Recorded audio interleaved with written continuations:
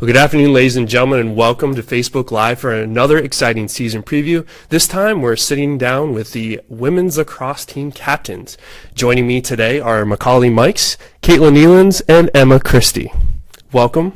I hope you guys are excited. I hope you guys have studied up on the difficult questions I've asked you, and we're going to get going. So, first question. This is going to go to Emma Christie from Cobb, Connecticut, right? Yep. 3 different states represented here today in our panel, right? Jersey, yeah. Ohio. Smile. I'm smiling. So, Emma, what are the team's goals and expectations, and do they ever change from year to year for you guys? No, not really. So we spend a lot of time during preseason to kind of get our technical goals game to game, what we want to achieve. In certain games, we have a thing called the dots. So we want to achieve, at least 75% of the dots each game. So each season, we kind of tailor those dots to our strengths and weaknesses. But our overarching goals pretty much remain pretty consistent throughout the seasons that we've been on the team, at least. And we definitely aim high with those. They're pretty much the highest the goals can get. Host and win the Centennial Conference, qualify for the NCAAs, host regionals, make it to the Final Four, and of course win a national championship. All of which is definitely within our reach. We've fallen short the past few seasons to make it to the Final Four. So I think that's definitely one of the biggest goals for the season. I can speak on behalf of the senior class. At least we've never made it to the Final Four. So to make it there this season would be a great accomplishment for all of us, and of course winning a natty ship. As for the new hashtags this season, so we're a big believer in what we put into February is what we're going to get out in May. So one of our hashtags for this season is Now for Later. Everything that we're putting into the practices in February, March, April, all the games is what's going to make us most successful in the postseason. And then another hashtag that we've been really concentrating on, especially during this preseason, is our mental toughness. So one of the hashtags that coaches come up with is Think Strong. Nice. Yes, the infamous dots. Now, those are kind of top secret, but can you guys tell me any of the dots that are on the board this year for offense, Emma? For offense? Yeah. Or is that too top secret? Reveal one. How about one dot? One dot. Okay. One of our dots that we work for is on our 8-meter shooting. So I think we raised it pretty high this year. We have a lot of good shooters on the team. So I would say I think it was 50%? 50%, which is definitely, that's a hard stat to get. Last year I know we didn't get 50. But looking at what we have on the field and in a very deep bench this year, I think that's definitely achievable. So. Any defensive dots, Katelyn? Yeah, we do. We have defensively, one of the dots that we talk a lot about is not letting the opponent score in the first or last 2 minutes of each half. So that's something that we do kind of to evaluate how we can dictate what the other team does and kind of like set the tone and control them. So that's something we aim to do, and we get it a lot. So that's a good one. How about you, Mac? Any dots you can reveal for us? Yeah, we have that we don't want them to get 2 consecutive fast break goals, because then that kind of lets them build momentum. So we want to keep them. If they get 1 fast break, we'll deal with it, but we can't let them get another one. Just the 3 of there's like 20 dots on the board usually, right? There's a lot. These guys have a lot of goals that they set every single game. So, Katelyn, as captains this season, what did you learn from last year's captains that will help you guide the team this spring? Okay. I think one thing that the captains did a really good job of last year that I think we already are trying to implement is I think they did a really good job of shifting their focus away from their personal performance and the way that they play personally into looking at each other, looking at their units, so defensively and offensively and our team as a whole, just doing a good job of taking the pulse of the team and having the answers, basically. And so I know a lot of us go to not only our coaches, but each other for advice, for criticisms, and for help and how we can do better and be a better team. So I think that we have done a good job of not focusing on ourselves anymore, but really looking at defensively. Macauley and I definitely pay a lot of attention to our unit, and Emma on the attacking side of the ball. We do a good job of seeing what other people can do better and kind of shifting our focus in a different way. So I think that's something they taught us really well, and we're going to hope to continue to do that. Well, speaking of those seniors, we've got Maggie Connolly, Emily Tropsa, Abby Bagelman, Caroline Gordon, and Tina Wright. Were those our 5? Oh, Baruki. Oh, I'm so sorry, Amanda. I forgot Baruki. How could I do that? So those are some pretty big holes to fill. I mean, all-conference performers, all-Americans among the group. So, Macauley, how does the team fill those voids this year out on the field and off the field, for that matter? Well, yeah, they clearly contributed a lot on the field and then with their positive energy and enforcement off the field. But we have a lot of talented players and our bench is very deep, so we're pretty confident in that we can kind of fill those spots with these newer players and these younger players for both like the attack and the defense. Like everybody looks really strong already this year. And then off the field, everybody has a pretty positive attitude. We're all really close already. And so I think we'll have a good group this year. I certainly hope so. Emma, switching to offense. Now, we always seem to lose a top scorer. 2 years ago, we lost Bridget Kenny and Mandy Buell. And last year, it was kind of the same question. Who's going to step up, fill the offensive roles? And, of course, looking at this year, we lost, Bagelman, Connolly, Baruki, and, yes, Tropsa. We'll give her some offensive props, too, for the little bounce shot into the goal that she perfected over 4 years.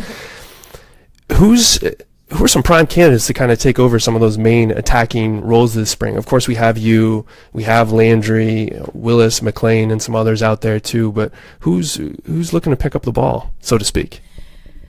Yeah. So what I love most about our attack and what I think is our most, proud statistic that we have is that we're such a balanced group. We're very dynamic. Everyone on the field is going to be a threat. So obviously you mentioned Katie Landry. She's been such an important asset to us since her freshman career. And then we also have Katie Willis, Maggie Welsh, both got significant playing time last year, so I think they're looking to step into even bigger roles this year. We have a lot of talented new members. Sophomore group, they spent last season really learning how the attack plays and how we operate, and they're really implementing everything that they've learned really, really well this season. It's almost as if we haven't skipped a beat, honestly. I think that we look great so far, and of course there's always more work to do, but we have people stepping up to the plate and really filling those big shoes that were left by the 4 core attackers that we lost last year. So I'm not worried at all. So switching to the other side of the field, I've got 2 defenders on my sides here, and Katelyn, we'll start with you. How critical is the defense in setting the tone for the team coming out of the defensive field and transitioning up to the offensive side of the field? I know you guys love to run, so this should be a great question for you guys. I don't know about that. I would say that one of the things that our defense focuses a lot on is dictating.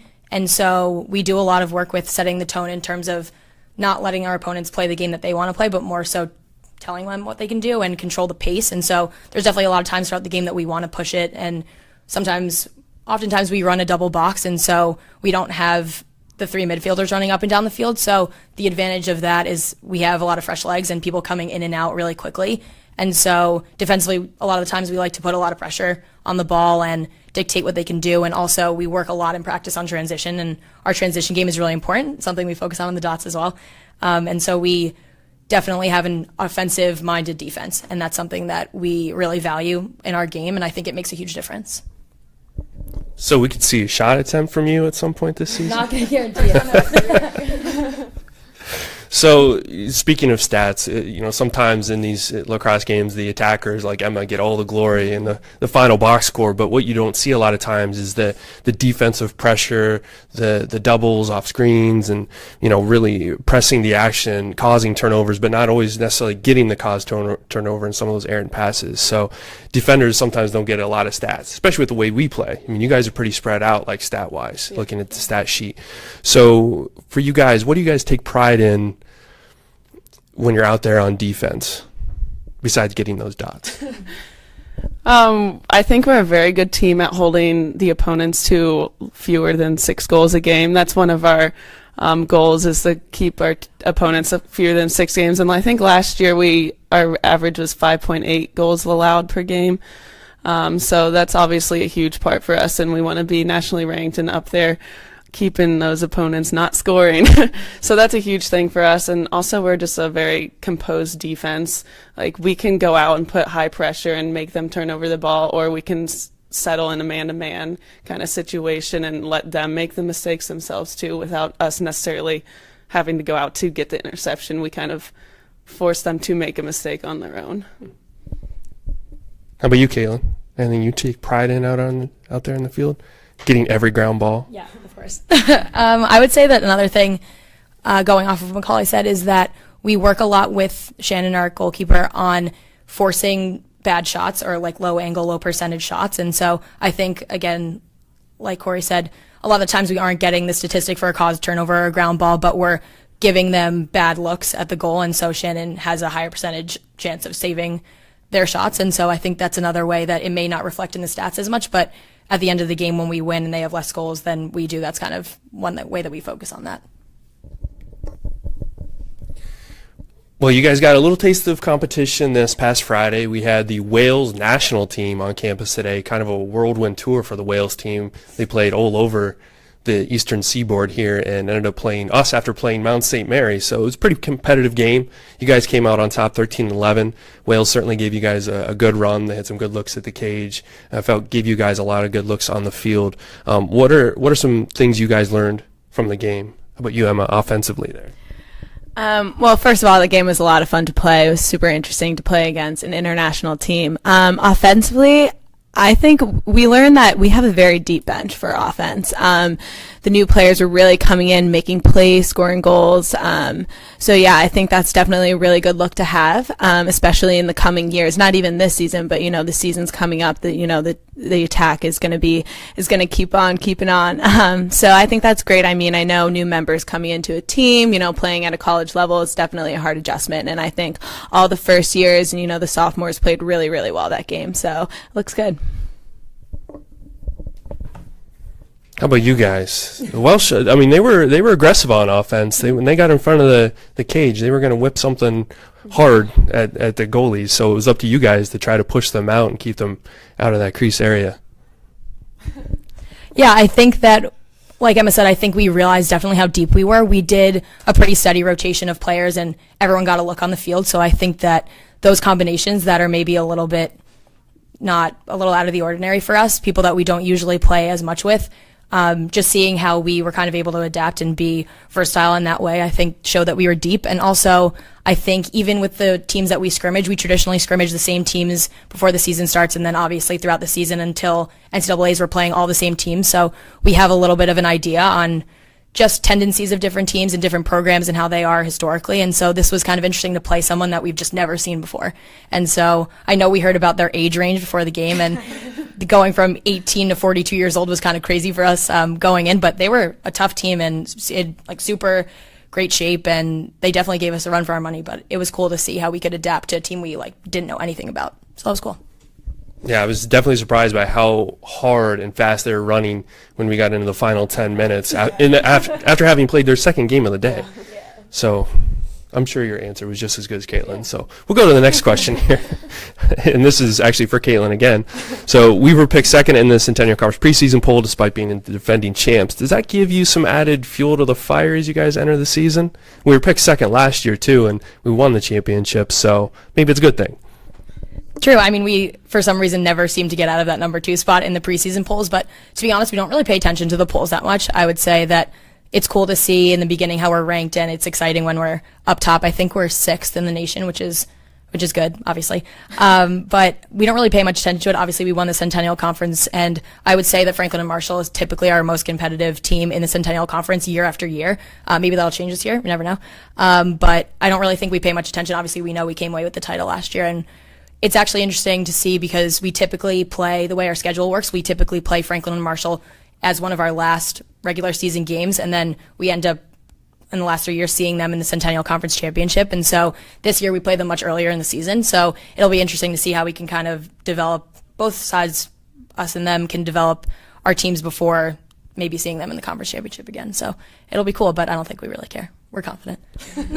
Hey, you never know. In the last 10 years that I've been working here, I've seen a lot of teams sneaking in there, giving both F&M and Gettysburg challenges. Now, the two schools have combined for every title since 2002, but you just don't know what Washington, what Haverford, Muhlenberg, Swarthmore, I mean, they've all had season runs, and the conference is definitely better as a whole than I think it's ever been, for sure. So, final question, and then, Mac, this is all you. We haven't missed the NCAA playoffs since 2001, so it seems almost like a formality every year. do you guys ever take that for granted? And what messages do you try to convey to the younger players that haven't played in postseason games yet? Sometimes I feel like we could probably take it for granted because we always talk about how, when we get to the playoffs, we talk about that we basically like we're going to be there. But we do have to realize that it's possible maybe we won't be there. But I think we're a strong enough team that I'm very confident that we can make it there. And so when we have to talk to the younger players, we don't want them to get in that mode where they can kind of maybe get a little lazy and just assume we're going to be in all these games postseason. So it's really an honor really to be in the postseason, but we're a good team, so I think we deserve to be there. And it would be quite embarrassing to not be in it, but we're going to work hard every day and hope that's why we're playing now for later. Coach has got to be so happy sitting in her office right now that you worked that in. So do you guys have anything else? I think that was pretty good. I think we covered all our bases here. Yeah, I think we're good. Yeah. Thank you so much for having us. Yeah, it was great talking to you guys. Always fun to get the lacrosse season started in late February and no snow on the ground for once. It's supposed to be a great week, which is perfect because Wednesday the Captains are going to lead the Bullets into their first official outing of the year against 18th ranked Messiah. The game's out at Clark Field, right behind us here, at 4 p.m. So I hope to see you guys there. Until then, stay tuned for the season preview, which will be on GettysburgSports.com, hopefully later today. So this is Corey Jewett signing off. We'll catch you next time.